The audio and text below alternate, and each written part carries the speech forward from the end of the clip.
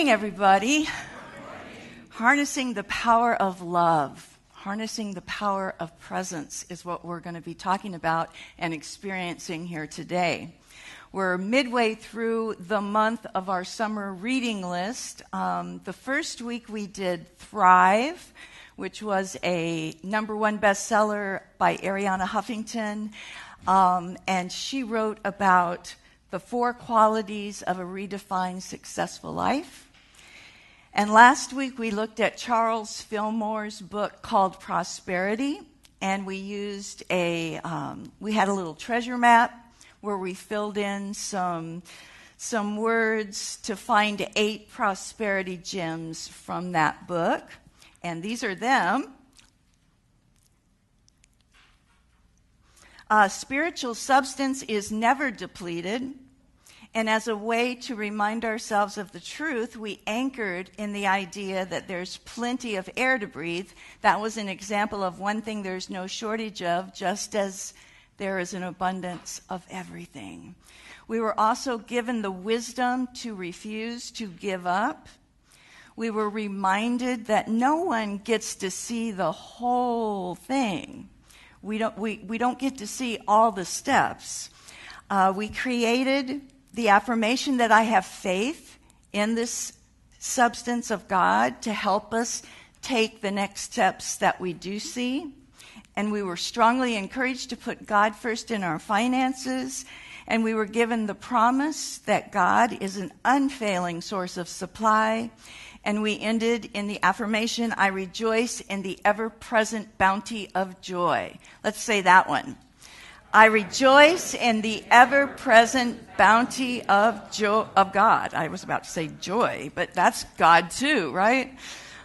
Last Sunday, I offered another challenge. It was a 90-day challenge to put God first in your finances by practicing that high and holy spiritual practice of tithing.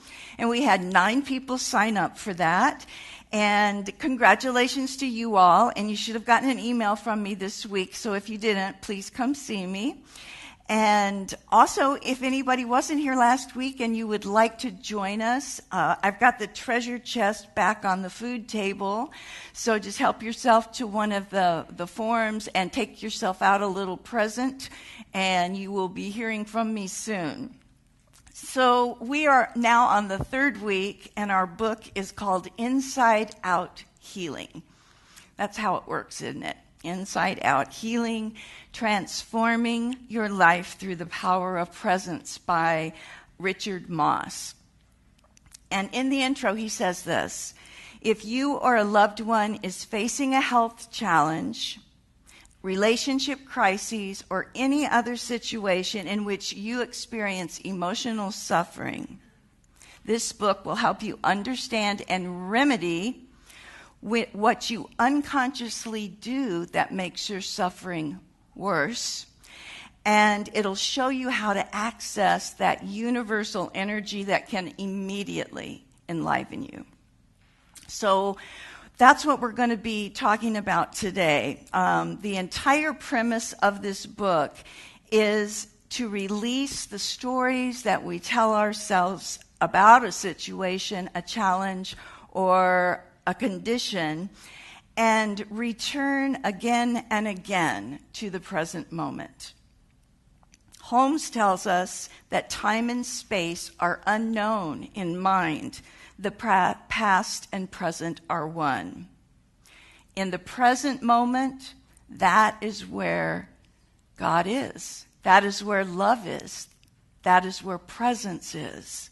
The present moment is where the energy of life convenes. The present moment is where divine intelligence lives. The present moment is where wholeness exists. And here's an amazing and empowering idea that I really want you to think about, ponder, and contemplate, is that every instant that you are fully present to this present moment is a moment of restoring to your wholeness And it's actually a whole biological thing that happens, because when you turn your attention away from the stories and you turn to the present moment, you enter this infinite field of intelligence and love that is the greatest healing resource that we have. The atoms, the molecules, the cells of your body actually reorganize themselves to greater or lesser degrees depending upon what's going on here, right? Whether you're in the now or whether you're in the stories. A great affirmation I love is, the present is my point of power. Let's say that. The present is my point of power. So today I'm going to teach 2 different tools, powerful tools that are going to help you be able to return to that present moment where all the good and love resides. And this isn't something that you just listen to today and you walk out the room and forget. And it's not something that's mastered in one moment, but rather it's both of them actually to be practiced over and over again, to kind of integrate them as new spiritual practices and tools. The first one is called mandala of being. And a mandala is a Sanskrit word that means circle. It's been a universal symbol over a millennia, particularly in Eastern spiritual traditions. It's a sacred form of art, elaborate paintings, and that symbolically depict the journey, the spiritual journey from the world of illusion to the realization of the timeless self at the center of us all. You're probably familiar with the sand castles that the Tibetan monks do, that teaches about impermanence. You know, they spend, and I have a slide of one because they're just, so this tool, mandala of being, is a way to model how our thinking minds operate relative to being aware in the present moment. It teaches us how to live consistently in the now. And this tool, mandala of being, is going to help wake you up and live more in the present moment instead of in your head, in your stories. It's a way to learn how to meet life's greatest challenges with much less suffering. And we like that, yes. So here's the fact of this human experience. Things happen, right? I said that nicely. You know the other one. Major events in our lives, such as serious illness, injury, divorce, financial death, the loss of those that we love, those are challenging and often very devastating. But here is something that I really want you to think about. They don't cause, in and of themselves, the most suffering that we often go through. Our greatest suffering comes from not the situation itself, but what we tell ourselves about that situation. And this is what I refer to as psychological suffering. It's one thing to be able to be unable to, say, for instance, continue a promising athletic career due to an injury, but it's worse to tell yourself that life is no longer worth living. It's one thing to go through a devastating divorce or the death of someone that you love, and it's even more painful to live with the belief that you're never going to love again. The way to minimize suffering is to practice the presence, to harness the power of love in this now moment. The power of the mandala of being is to notice when you're in pain, whether it's emotional, mental, psychological, spiritual, mental, wherever it is that you're living, and to bring it back to that present moment. So last week we worked on the the treasure map, and this week we're going to work a little bit more with in our minds and in some mental constructs with a few diagrams to help you with that. And what I want you to do is we want to create in our mind's eye a picture of that beautiful mandala. And what we're going to do is apply it to an actual situation in your lives that is causing you some pain. So imagine that circle, and the circle represents your life, all of it. And inside the circle is another circle, and written inside that inner circle is the word now. When you're in this central now, you're fully engaged in the present moment. You are present to exactly what is. And we'll show you how to return to this place in just a moment. But I want to share with you the other places on the mandala. And just to kind of help so that you can see it, what I want you to do is think of an arrow pointing up to the 12 o'clock, if it was the arms of a clock, and that's the future. And the future position represents any moment when you're going to when you're going through a painful current situation that's challenging, and you begin to tell yourself stories about the future. And since the future is always imaginary, these future stories will either generate positive anticipation with emotions of hopefulness or eagerness, or negative anticipation such as worry, anxiety, or even terror. But usually, when we're in a stressful situation, our futurizing isn't a pleasant one. It's more like we're awfulizing it, futurizing or awfulizing. Oh my God, what if this? At the opposite, down at the 6 o'clock, you have the past.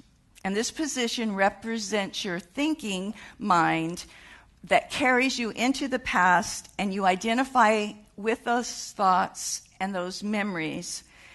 And the past stories are either going to generate a sense of pleasant remembrance, maybe something that made you feel love or made you feel happy, a sense of nostalgia and sadness because it's not any longer, or unpleasant memories of a situation where you'll feel guilt or blame or regret. The 3 o'clock position is focus on you, and this represents the outer world, you, from the perspective of me.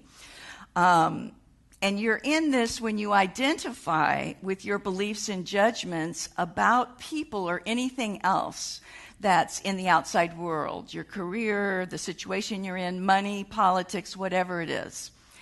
These stories will either elevate or diminish the person, place, or thing that you're thinking about. And as you identify with these stories, you will experience a range of emotions. Anything from, good ones to painful ones.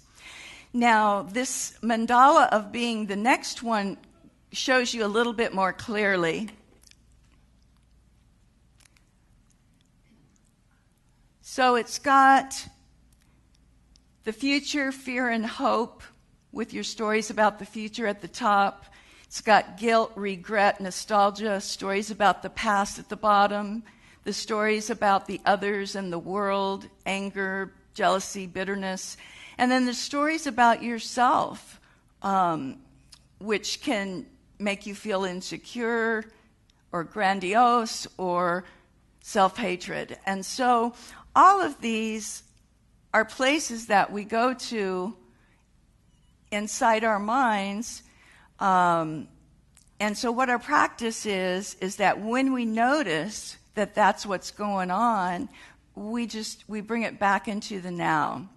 Moss writes that the mandala of being will help you understand how much the thoughts going through your head often weaken and hurt you. It will give you a means of becoming aware and waking up right at the moment when you are being captured by a thought or a story that would otherwise drag you into an emotional quagmire. even thoughts that bring hope or pleasant remembrances, while sometimes welcome compared to those that frighten or depress you, do not bring us as much intuitive wisdom or healing energy as when you rest in presence. Similarly, holding warm, positive thoughts of another person will not reveal the surprising depth of love and compassion that can suddenly arise when you're really present. Because when you're really present with someone, you are just such a beautiful, silent, loving witness for the other. And you can see more clearly who that person actually is. And so our practice is to notice when we're in the future, the past, your you story or your me story, and then just again and again returning to now. Moss writes that as long as we're inhabiting an identity, and you're identified if you're in any of those places, we do not consciously have the capacity to meet each moment fresh. We're capable only of interpreting each moment in terms of whether it supports or threatens our identities. Thus, we tend to live our lives in a state of perpetual reaction and self-protection. We want to live authentically, lovingly, easily from love, from presence. I've often talked here that one of my greatest teachers is nature, Mother Nature, great nature. And I was walking, as I do every day, earlier in the week as I was kind of contemplating this talk, and all of a sudden, and as I'm walking, I'm very present. Nature will just like totally take me into the presence, and it engages all the senses.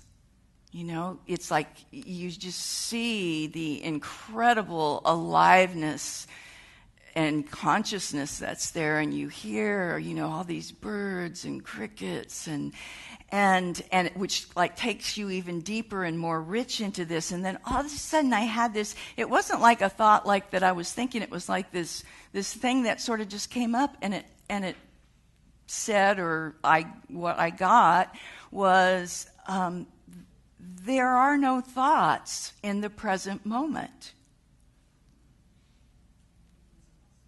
There's no thoughts in the present moment. It was like, wow, I had never had that thought, and then I went to go, well, is that true?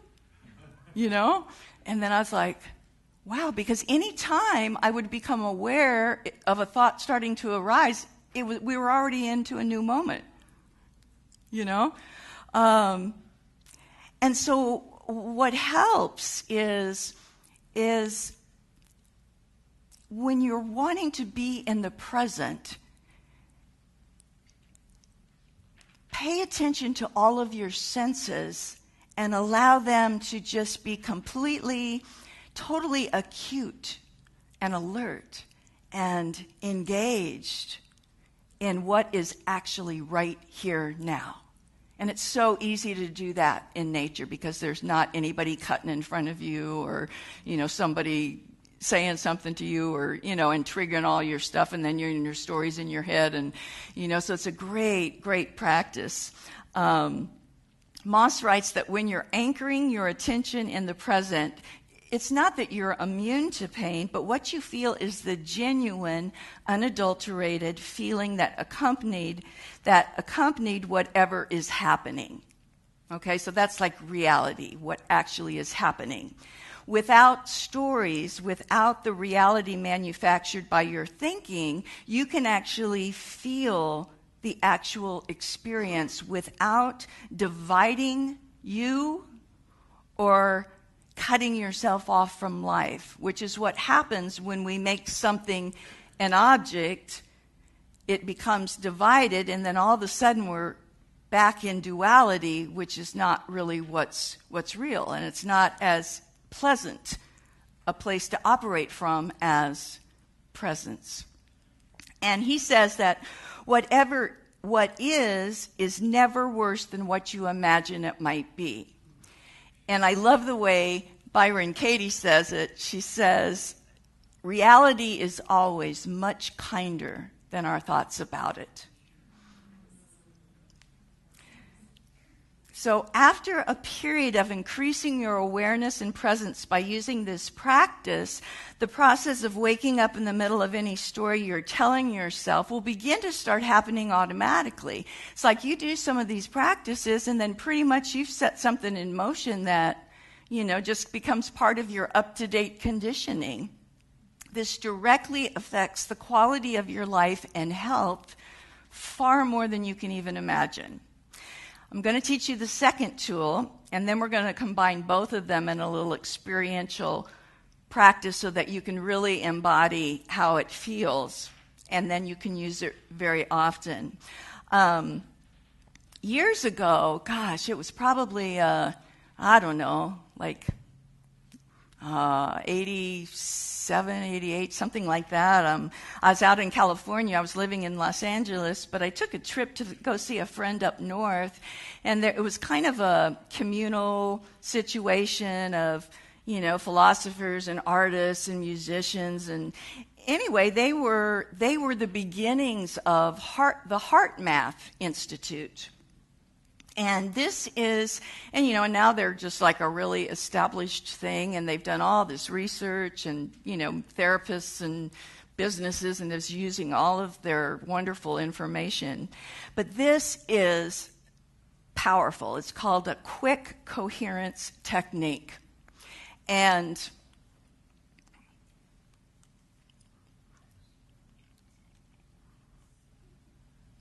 there we go. All right. And so what it is there's just 3 steps. You have a heart focus, and you focus your attention on your heart in the center of your chest. And sometimes it helps to even just kind of put your finger there. And then heart breathing is second. And this is as you focus on this area in your heart, imagine your breath flowing in and out through that area. And third is the heart feeling. And this is as you continue to breathe through the area of your heart, recall a positive feeling, a time that you felt good inside, and try to re-experience it. And it could be feeling appreciation for the good things in your life, or love, or your puppy's face. That's all I got to do to get there. They did 20 years of research on this, that just showed that the clarity and balance that can come from practicing this is amazing. And the coherence means, hi, little one, you knew I talked about you. Isn't that funny? She listens to every little word. That's just like you're hearing every word you're saying. It's a term used by researchers, coherence, to bring about a physiological and a perfect harmony with your cardiovascular system, your nervous system, your hormonal. They get into a state of coherence together. And the pattern of your heart rhythm reflects your emotions and your nervous system. So if you're feeling like irritable and impatient and frustrated and anxious, your heart rhythms are going to register that, and it's going to have a distorted, disordered, incoherent pattern. And your heart signals that incoherence to your brain, and what it does is it inhibits your higher brain functioning and triggers a stress response. So you can't perceive as clearly, and old emotional issues, they start to come to the surface. I know that we've all experienced that. It's like if you find yourself getting fuzzy and confused, that's probably a lot of disorganization and incoherence is happening. And then, of course, on the other hand, if it's positive emotions, it's going to affect it and it's going to bring it back into a state of coherence. So I want to take you through both of these exercises. So just softly close your eyes for a few moments, and I want you to identify what's causing you pain right now. Something, person, place, or thing, something that there's just, it hurts, or you're angry, or you're scared, or whatever it is. And I want you to look at what kinds of things you're telling yourself as you look into the future about this pain. What kinds of things are you believing? And look at the past in relation to this particular situation of pain. And what kind of stories or things do you tell yourself or come to mind about your past? And then look at that person or that situation and what kinds of judgments or criticisms or what are you telling yourself about them or that situation? And then turn it back to yourself. And what are you saying to you about you that you're in this situation and that you're having these feelings and thoughts about this person or situation?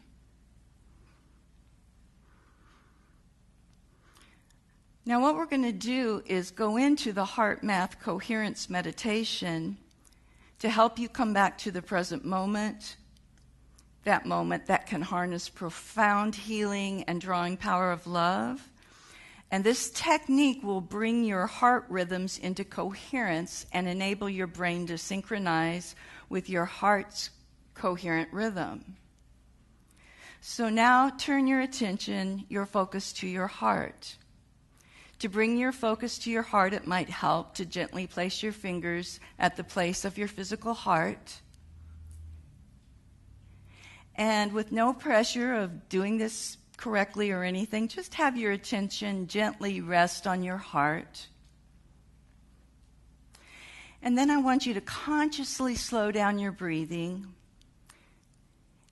And you're going to count 5 seconds in and 5 seconds out through your heart. It's heart breathing. So just imagine and feel your heart and your breath coming in and your breath coming out.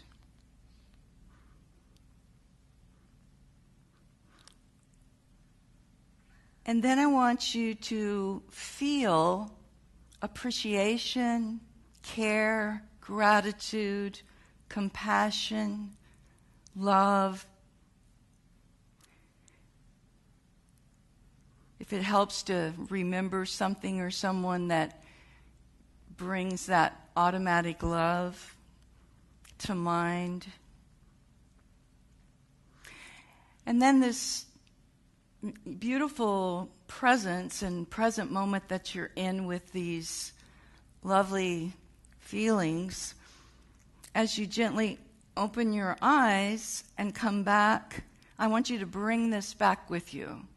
Bring this back into the collective presence of now. And just be present to what is.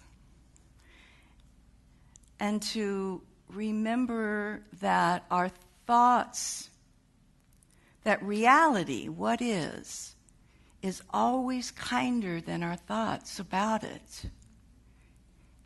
And so as you move from this place of presence, just experiencing what is, just notice when your mind wants to take you away into story. Past, present, you, me. And as soon as you notice, Just bring yourself back.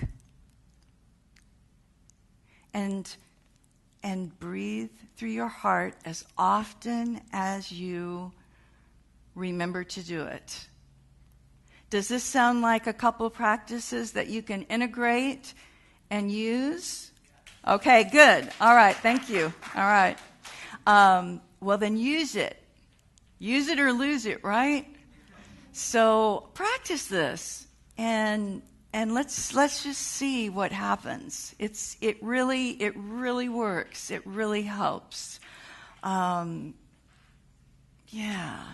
You know, what is so amazing.